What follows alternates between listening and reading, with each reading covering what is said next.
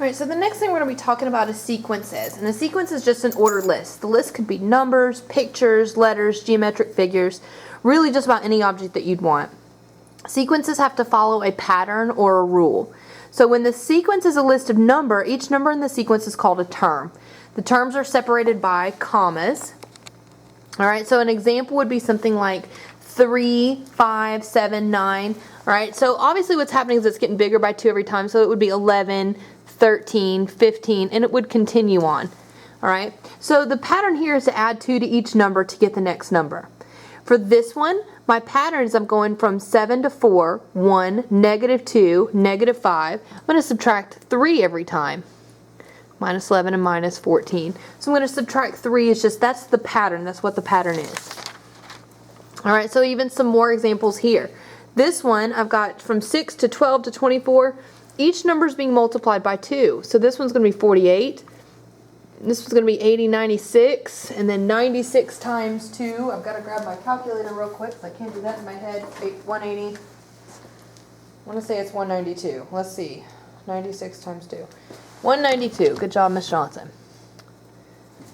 Alright. So 18. What are we doing every time? To go from 18 to 9 to 4.5. I'm dividing by 2 every time. So this is going to become 225. 1.125. 0.5625, and it keeps going. Okay. This one here, I took 1024 to 256 to 64 to 16 to 4 to 1. I'm dividing by 4 every time. The next term would be like a fourth, and it would go on from there. So we're going to learn about 2 different types of sequences. We're going to learn about arithmetic and geometric. An arithmetic sequence is when each term's added to get the next one. A geometric sequence, each term is multiplied to get the next term. So in addition to the fact that there's 2 different types of sequences, there's 2 different ways to write sequences. There's 2 different ways that they're defined. They can be defined using either a recursive formula or an explicit or closed formula. Those 2 words mean the same thing. Explicit and closed means the same. So let's compare the 2. A recursive formula finds the next term of the sequence by using the previous term. Okay? Where explicit finds the nth term of a sequence, so where each term is numbered, you have a first, second, third, fourth, fifth term.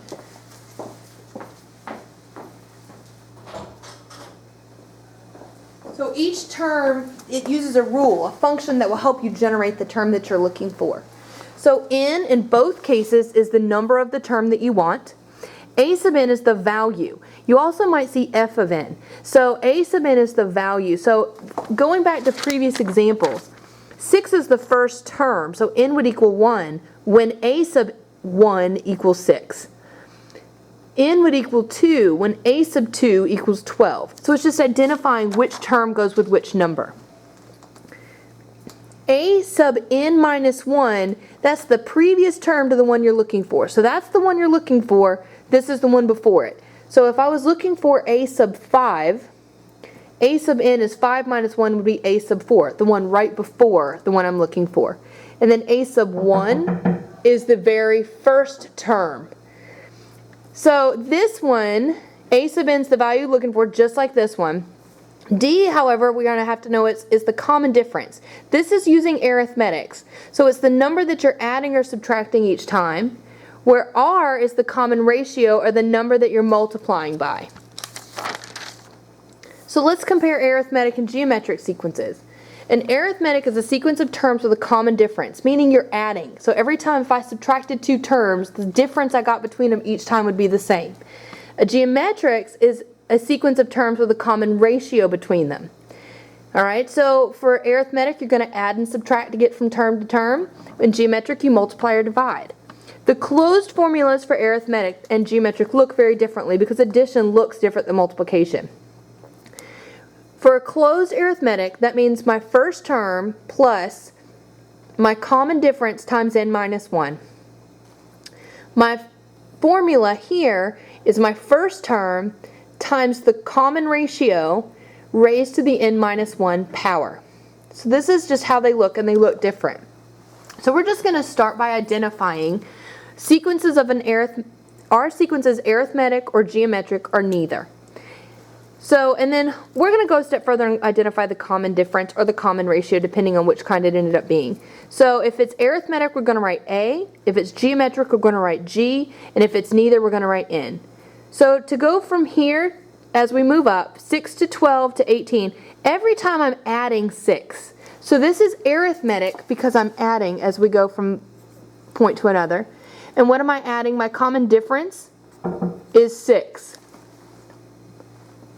Here, 6 to 11 is 5 places. 11 to 17, however, is 6 places. So I'm not multiplying anything to get from one to the other, so it's not geometric. I'm not adding the same number every time, so it's neither. So we don't have to write a common difference or a common ratio. For this one, 2 to 14, I can add 13, or I can multiply 7. To get from 14 to 98, if I added 13, I'd only get 27, so that's not it. So I'm going to try multiplying by 7. And sure enough, 14 times 7 is 98. So this is a geometric with a common ratio of 7.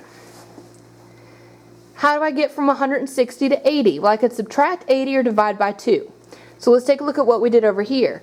80 to 40. Well, I divided by 2. So this one is also going to be geometric, where my common ratio is 1/2 because I'm taking half each time. Here I'm adding 15 each time, so it's arithmetic with a common difference of 15. And last but not least, 7 to 21, 21 to 63, 63 to 189. It's multiplying by 3, but they're changing back and forth between positive and negative. Well, it's actually, because you're going back and forth, times negative 3 would get 21, negative 21. This times negative 3 would give me a positive number. So this is geometric, where my common ratio is negative 3. When it's a negative ratio, it'll bounce back and forth.